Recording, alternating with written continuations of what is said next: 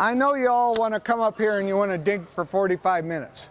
But what we're really going to do here is we're going to talk about some things that I think a lot of pickleball players wish they had learned prior to playing 3 or 4 years, and then you start developing bad habits, and if you knew that when you were just starting out or even at a 3-0 level, you'd go, that's a good thing to learn that. So pickleball is a team sport mostly. There is singles, skinny singles, and now what's called mini singles, which is now a sanctioned event.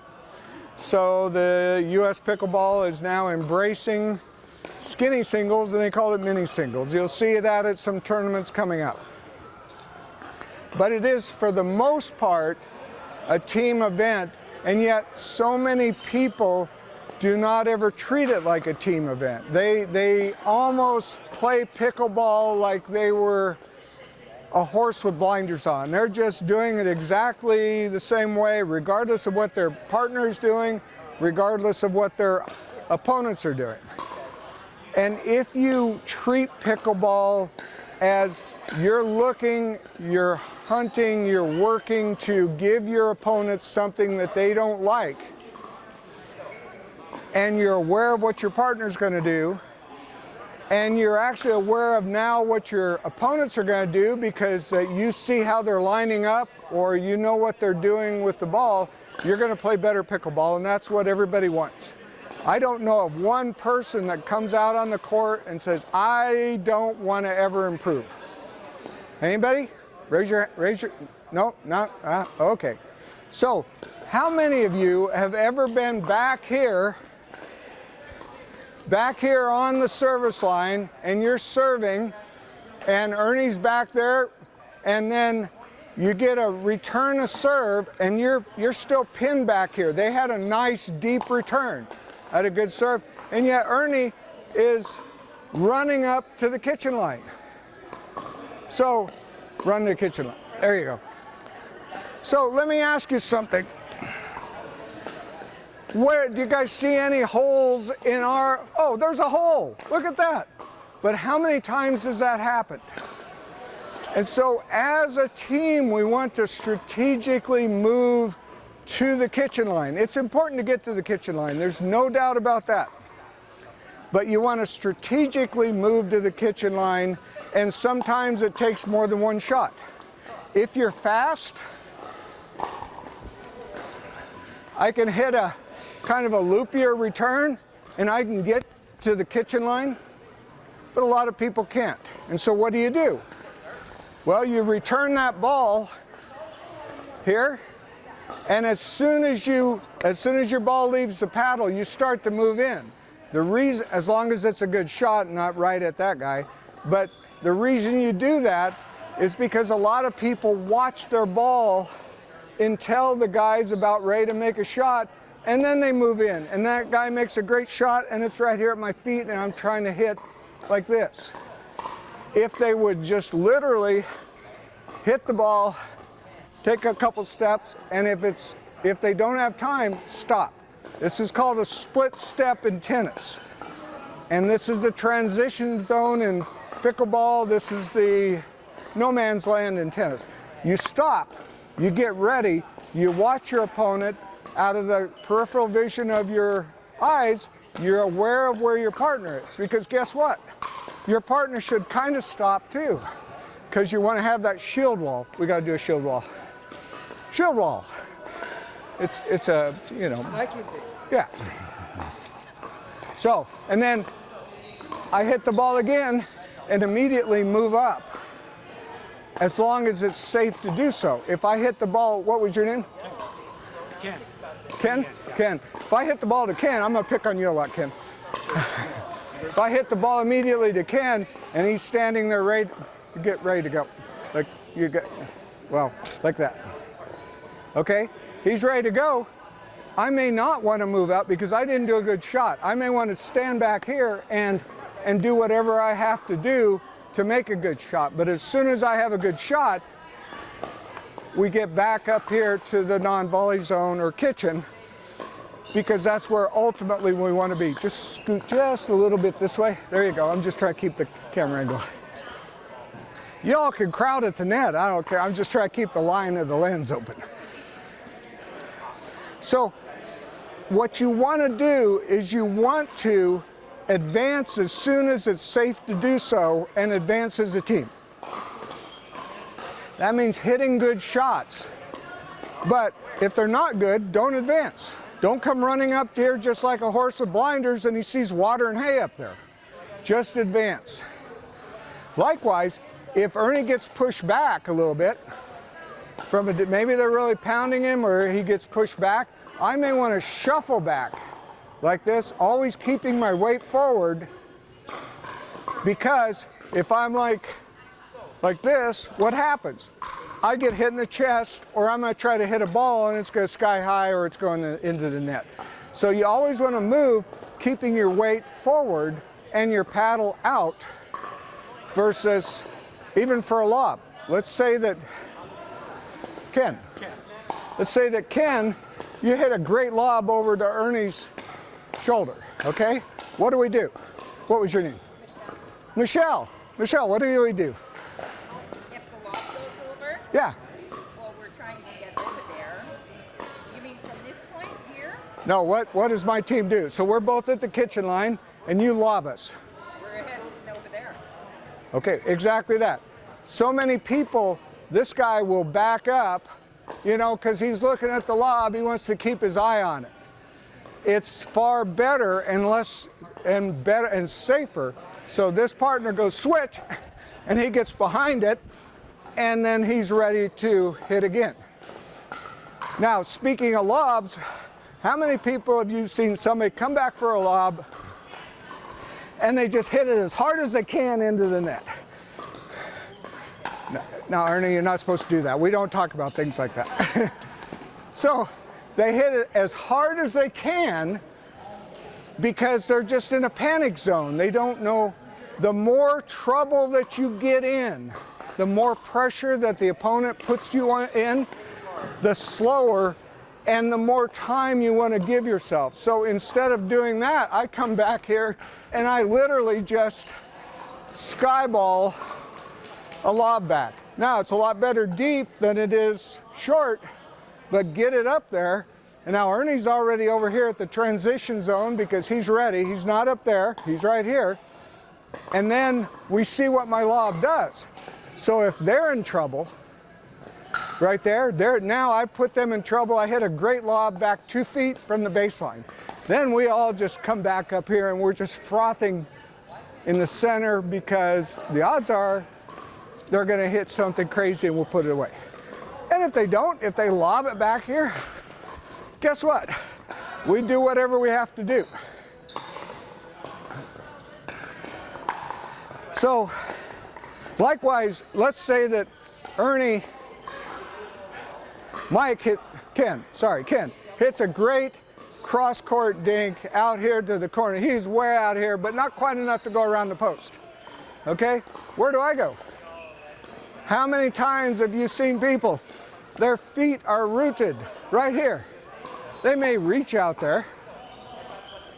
What do? Instead of coming in here like this, and now we've got our shield wall back, that they are literally just planted. So like on a rubber band, if Ernie goes wide, get over here and do not treat this as a magic barrier. In fact, you ought to be almost well over that. Are you somehow crowding him? No, he's over there. If he gets a great shot, then sure, come back a step. All it takes is one step.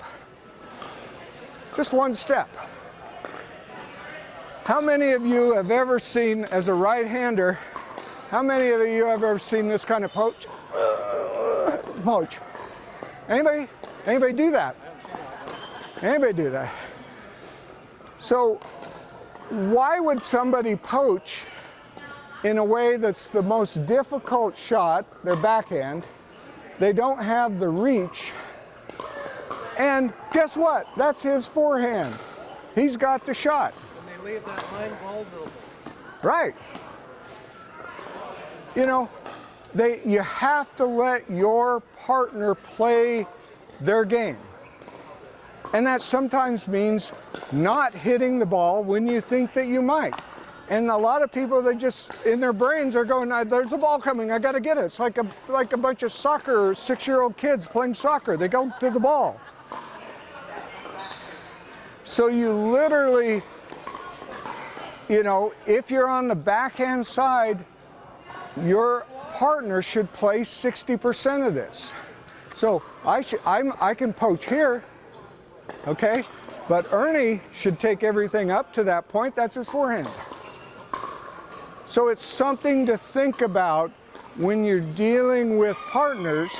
And I realize in rec play, you go down to Manitou or you're here, you don't necessarily know your partner. But if you go ahead and just say to him, Ernie, I want you to take 60% on your forehand. And by the way, because I'm left-handed, if you know there's a shot and I'm gonna yell mine because it's called communication. Most people don't communicate with players out on the pickleball court because they may not even know them. But what you do know is you do know the game. And you know that communication is better than not communicating. Speaking of communication, Ernie is running back there for a shot that Mike hits. You hit a great shot, Mike. Ernie's running back there, and it's right on the line, or maybe it's a little bit out. Who should make that call? Your partner. The reason is he's scrambling. His head's moving. His eyes aren't tracking. That's the one time that I should really be looking back there. Number one, it's clear in the back court. I've got time to get back onto it. But I should really be looking, and I should make the call. Because in pickleball, it sometimes looks out. You got a pickleball? It sometimes looks out. Anybody play tennis? Tennis? Okay. Who all seen a tennis ball? Raise your hands. Raise your hands. No tennis ball, huh? Yeah, okay, she doesn't know what a tennis ball. Anyhow, tennis balls are kind of squishy. They're kind of squishy. And when they hit here, they'll squish down. That's probably an in ball. It probably touched that line. Pickleballs are not. Pickleball, the contact area is just a little bit bigger than a hole on an indoor ball, about the size of a dime.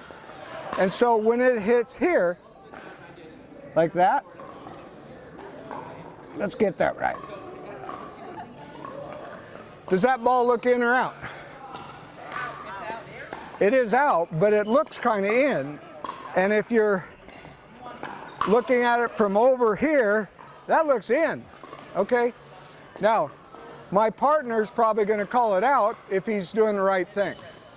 But just know that a lot of balls that are really close and look in from a tennis standpoint might be out. Now, the converse idea of that is don't get a reputation for being in rec play for judging. It's fun. It's supposed to be interesting. Don't get a rep for being a jerk and calling every ball out because people aren't going to like it. So it's just something to think about.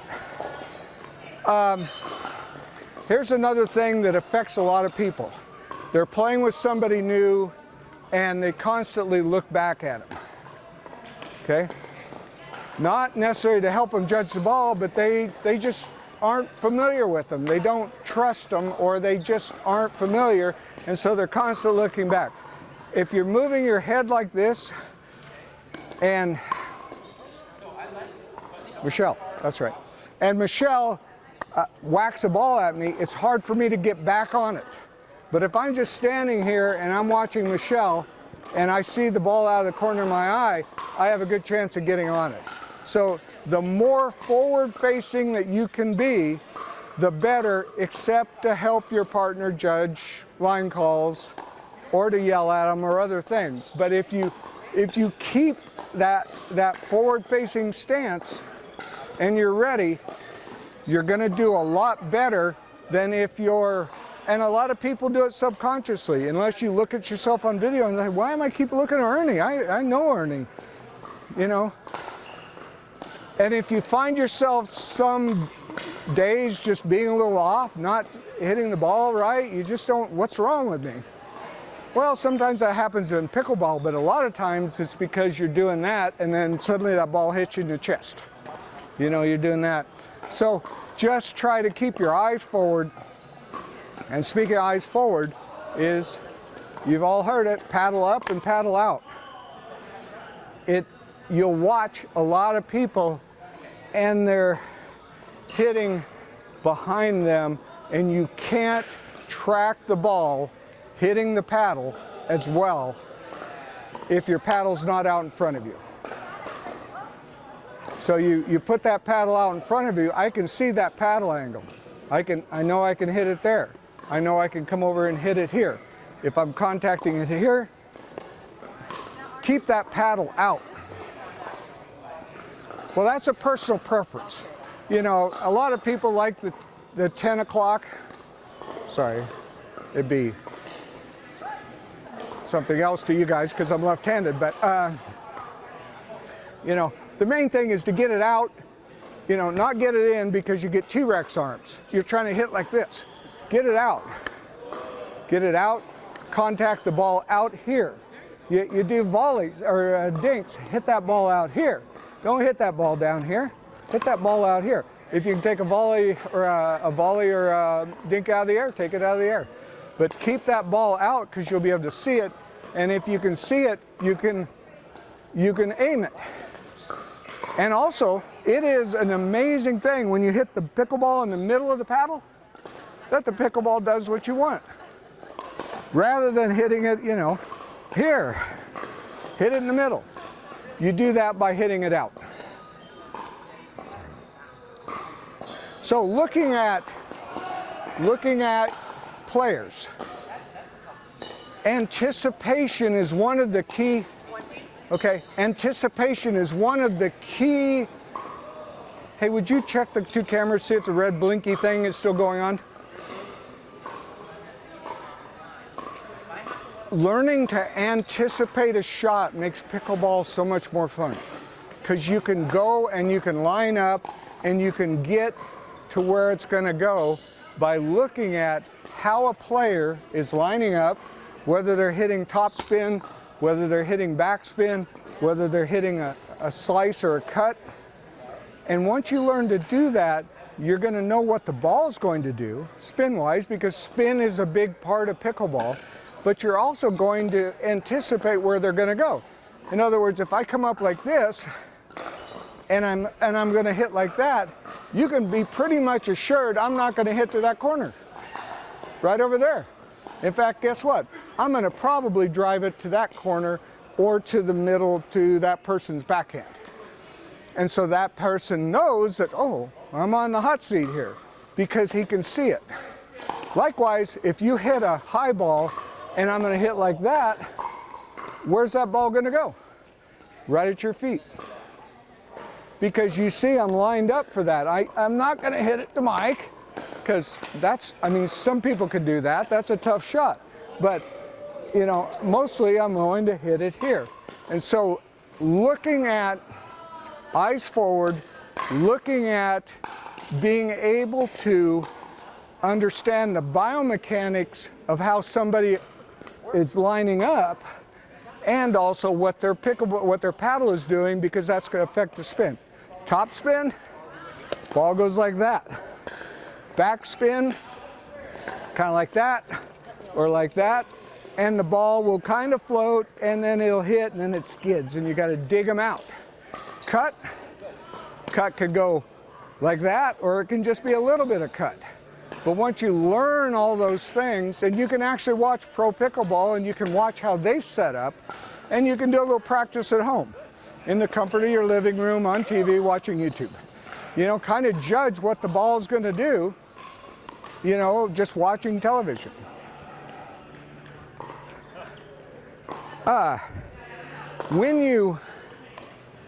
When you come out, learn to mentally, every point, pick a target. I pick a target.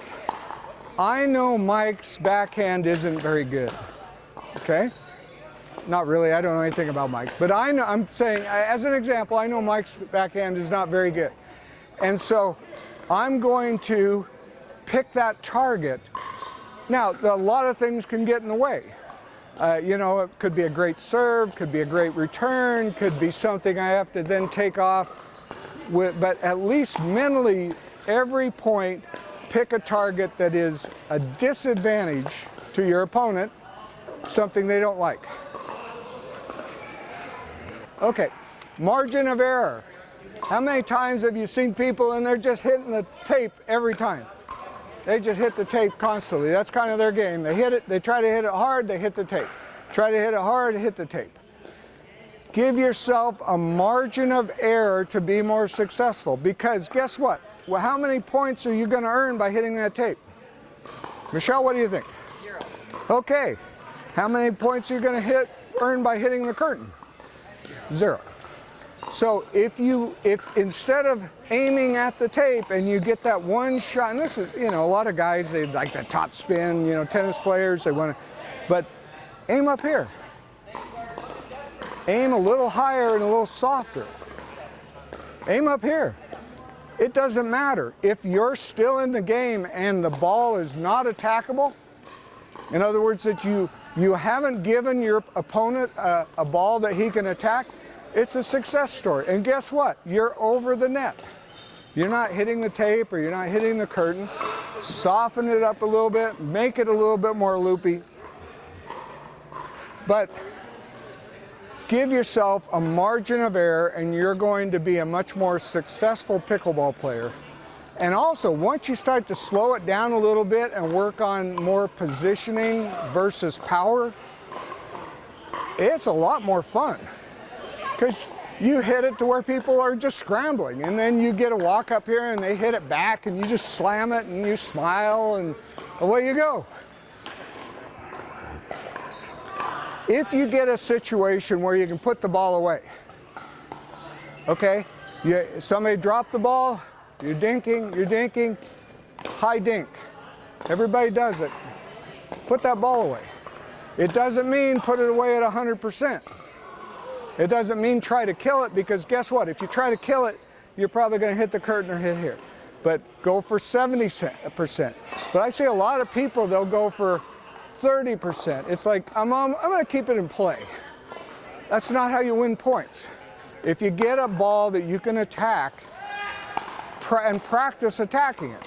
If you just have somebody toss a ball to you a little high, you know, not even hitting it, just toss it up there and practice whacking it about 70%. The thing is, if you can put it away, put it away. If you can put it away to a backhand angle, so most right-handers, I'm going to be hitting over here to a backhand angle, do that. But don't get so focused on the angle that you hit it into Georgia over there, you know. You know, make sure the ball's in.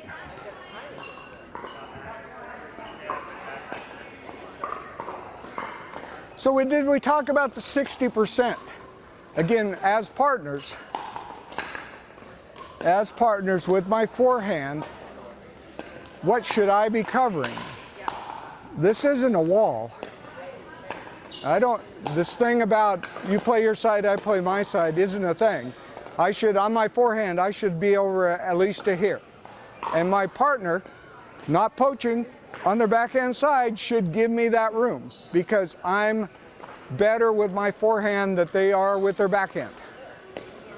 And so they should give you...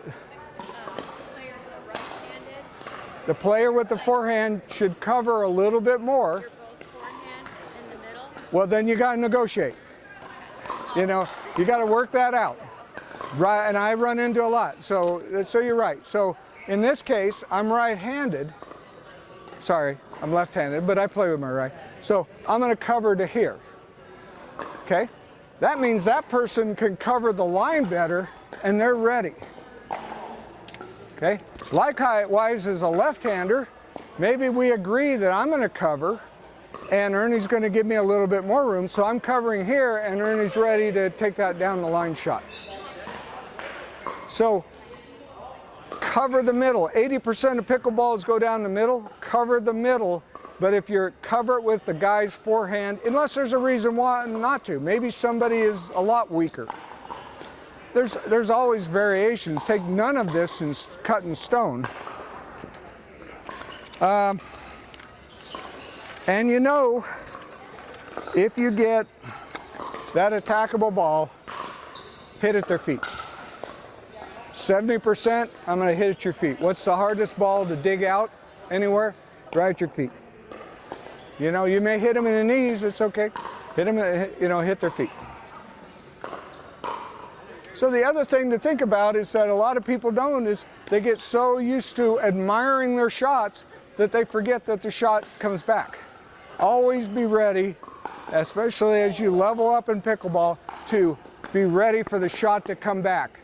And like a big tennis swing, it's okay in the backcourt to have a good driving swing, but up here you should be as compact as you can because that ball's going to come back. We aren't done yet. Okay. So, what's the purpose of a dink? What's a dink? Little ball, little shot, right? Who made up that word anyhow? I don't know. But it sounds funny to me, dink. The idea of a dink, we all sit there and we practice dinks. Everybody comes up and what do? They practice dinks. How do you get to a dink? Well, you usually have a drop shot or you have a reset. And then the ball drops over the net, and the only thing the opposing team can do is they can dink it. And that's why we all practice dinks. But we never practice the shots that get you there and strategically can make you a better player, and that is a drop shot and a reset. Now, driving is becoming a real thing in the past 2 or 3 years, and even offensive lobs are now a thing. You see a lot more lobbing in professional pickleball. But you should practice your shots to get you there, which is the drop, usually drop from back here, drop shot, even back here, drop shot, or if you're up here, reset. You know, somebody hits it hard at you, try to practice so that you can just drop it over the net, because then they're stuck. You've all seen the red, yellow, and green zone demonstration. Okay, well, I'm definitely in the red zone here. What am I going to do? If I hit it up, Mike's here ready to kill it, right, Mike? Okay. What else am I going to do? Well, I can try to hit it hard, and if he doesn't kill it, I'm going to hit the curtain. If I hit it hard from here, I'll hit the net. So the only thing I can do is dink it. And so that's why we all practice dinks. And you should practice cross-court dinks much more than you practice just straight-on dinks. Those are called dead dinks. Doesn't mean you don't keep practicing, but a cross-court dink, you watching the pros, and you're going to be far more cross-court dinks than you are just dink across. In fact, if you warm up, you can warm up with your partner at cross-court, and that's going to serve you better as you're building your skill than a dead dink. Because number one, the net's higher here. It's 2 inches higher than over here. Right here. It's higher. And number two, the fact that it doesn't gain you anything, because I have to hit really soft to keep it in here. If I hit it hard, he's going to put it away. But here I can be much more aggressive in my dink. It doesn't mean I'm 100%, but I can put some backspin on it, I can put some force spin on it. So that's something to think about, is practice when you're warming up. Practice drops. Practice some drives. Practice, like in tennis, you all warm up and on all kinds of things, and in pickleball, we only seem to dink, and then we want to play. Practice your skills, 5 or 10 minutes, and then go play. So, 10 minutes. Okay, try to take the ball, if you can, on the volley. You know what volley is, where you don't let the ball bounce, you take it on the volley. whether it's a dink here, or whether it's a volley, or, you know, even if you get good at it on a swinging volley up here, you can drive straight off a volley. That's a little bit more advanced shot. Why would you do that? The reason is it cuts reaction time down to your opponents. In other words, if I let that ball bounce here, like here, or I take it here, like there, I cut half of their reaction time down, and a lot of times it surprises them. Oh, crap, as it hits them in the chest, you know? So, when you practice who's got weaknesses? Anybody have pickleball weaknesses? Or do I have a bunch of virtuosos here? Pickleball weaknesses. What's your weakness? Responding to an attack. Okay. Practice your weaknesses. Work on your strengths. Build your strengths. But practice your weaknesses and they will eventually become a strengths or a much more formidable weapon than constantly, rather than taking a backhand, I'm going to run around it and try to hit a forehand. Okay, well, guess what? I'm suddenly clear out here, and Ernie has to cover all the way over here, and only because I didn't want to take my backhand. Practice your weaknesses, build your strengths, and you'll be a better pickleball player. When you go out, and I realize rec play is one thing, but if you go out, especially in a competitive environment, look at your opponents. Are they right-handed? Are they left-handed? I don't know how many times I've been playing down at Manitou or Hobble, and you play for a while, and then you switch around, and you say to the guy you've been playing a game or two with, he says, I'm left-handed, right? And he goes, what? The bottom line is understand where their forehand is and where their backhand is and what are their strengths and weaknesses. Make an analysis of the competition, even if it's in rec play. It doesn't cost you anything. Just think about it. And that coincides with every point. Think about where your target is. Where am I going to put that ball the next time I have an opportunity to hit that ball? Where am I going to put it that's going to give my team an advantage? Because that's what a competitive sport, which we all play, is all about. And you can be social and fun and have a great time, but ultimately it's about winning points. And unless you absolutely don't want to win points, then, well, there is, let's see. I can't, cards? I don't know. There's something else. But, so analyze them. If it's in a competition, like a tournament, ask them to warm up a little bit. Tell them you want to warm up. They'll usually go warm up. Do you see any weaknesses? Have they hit, all their dinks in the net? And you go, Think about that. So basic pickleball is to keep the serve as deep as you can, keep the return as deep as you can, and then hit non-attackable points from there on out. It could be a third shot drive, hit it hard, as long as you keep it in. Could be a third shot lob, that's starting to be a thing. You get a team that's just running in and you just chip lob it over the top of them, they just go like that. Or typically what they call a third shot drop. So you got to practice those things, because if you want to level up in pickleball, you need to absolutely increase your skills. And it all depends on the individual, how much time they put into it. But if you're playing maybe 2, 3, 4 times a week, why wouldn't you want to be better?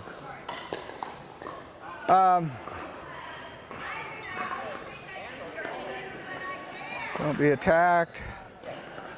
Look for the holes in your opposition. Do you have one guy running up here all the time and the other guy's pinned back and you got this big hole? Once you see this big hole, don't be afraid to take advantage of it. Look for that. Be a little bit hungry for finding the holes in your opposition. And I think we covered a little bit of this before, but don't be afraid to let your partner play. If you're not 100% right on and you have a feeling that your partner is there, a lot of times that's when we talk about that poaching. But it can happen anywhere on the court where your partner might be set up a little better, and so I'm going to hold because he's got 2 steps behind me and he's got a better shot than I do. And I just need to have enough court sense to be aware of, I'm not going to hit that ball. I'm going to give that to him. I could reach out there and hit it. It wouldn't be a strong shot. And that's what makes for a good team. Last and not least, let's do this. Who's got questions? Any questions? Did you sign up for our new car giveaway? Oh, maybe Bappa didn't do that this time. You gotta have questions. Okay, any questions? I think you're very thorough. Oh, hey, how about the question? So you're saying not so much third shot drop as the drive? No, I'm saying that depends on the player. The game's Third, evolving to be a third shot drive. yeah, In the upper levels now where it used to be. What makes you decide one or the other? well, if you can drive really well, drive.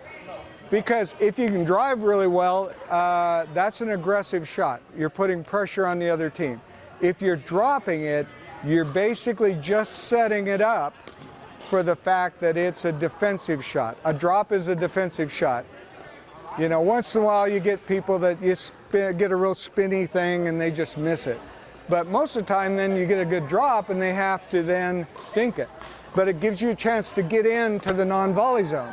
And that's where you want to get to. So if you hit a drop, you're trying to get here. If you hit a drive, that's an aggressive shot. It depends on what you can do. Yeah, you want to move up. You see people planted back there, and that's not going to win pickleball. But you want to move up strategically.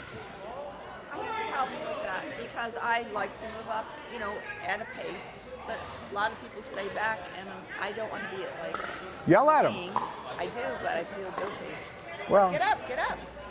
yeah, if they haven't progressed far enough to understand they need to move strategically to the kitchen line, yep.